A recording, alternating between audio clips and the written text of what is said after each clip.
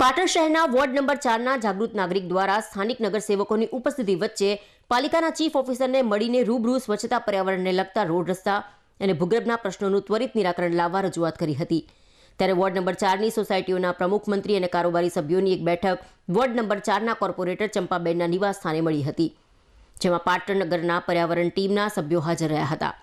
આ બેઠકમાં સર્વની સંમતિથી ward number 4ના વિકાસના પ્રશ્નોના ઉકેલ લાવવા ચર્ચા વિચારણા કરીને એક ટીમની રચના કરીને તમામ સોસાયટીઓમાં રાત્રિ બેઠક કરવાનો નિર્ણય કર્યો હતો, જેના ભાગરૂપે સ્વચ્છતા અને પર્યાવરણ જાગૃતિની ટીમ રોજ રાત્રે 2 બેઠક કરીને 25 જેટલી સોસાયટીઓમાં આવ્યા હતા। ત્યારે આ સોસાયટીના આગેવાનો દ્વારા સ્વચ્છતા અને પર્યાવરણની જાગૃતિ કેળવણી સ્વચ્છ ભારત અને ભારતના પ્રધાનમંત્રીના મંત્રને સિદ્ધ કરવા માટે સંવાદમાં કરવામાં આવ્યો હતો।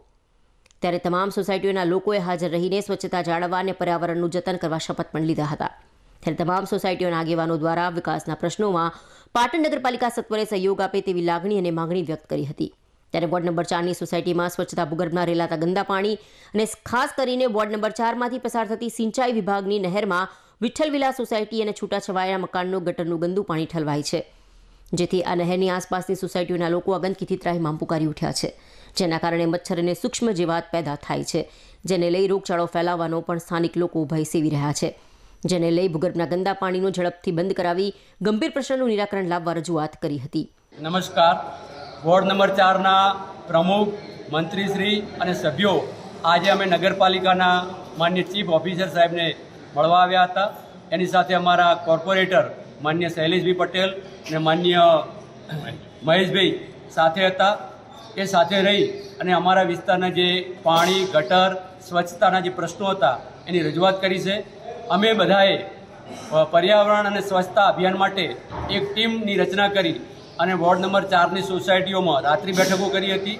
એ રાત્રિ બેઠકોમાં કેટલાક પ્રશ્નો અમારી સામે રજૂ થયા હતા। એ વખતે એ સોસાયટીના સભ્યો અને લોકોએ અમને કહ્યું હતું કે તમારી પર્યાવરણ અને સ્વચ્છતાની વાત ખૂબ સારી છે, એને અમે પાલન કરીશું, શપથ પણ લીધા હતા, પરંતુ કેટલાક પ્રશ્નો તમે સારી રીતે નગરપાલિકામાં રજૂ કરી અને એનું નિરાકરણ લાવશો, જેથી કરીને આપણે આ વિસ્તારને સ્વચ્છ અને સુંદર રાખી શકીએ। એના લીધે અમે આજે પ્રશ્નોની રજૂઆતો કરી, ખૂબ સુંદર હકારાત્મક અમને જવાબ મળ્યો છે। ટૂંક સમયમાં એ પ્રશ્નો રજૂ થઈ જશે।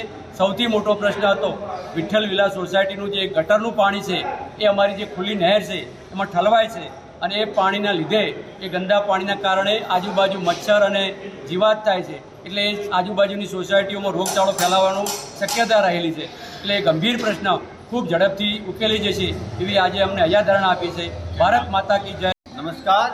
અમે વોર્ડ નંબર 4ની અંદર એક સ્વચ્છતાનું અભિયાન ઉપાડ્યું, તો કેનાલ ઉપર થોડુંક વૃક્ષોનું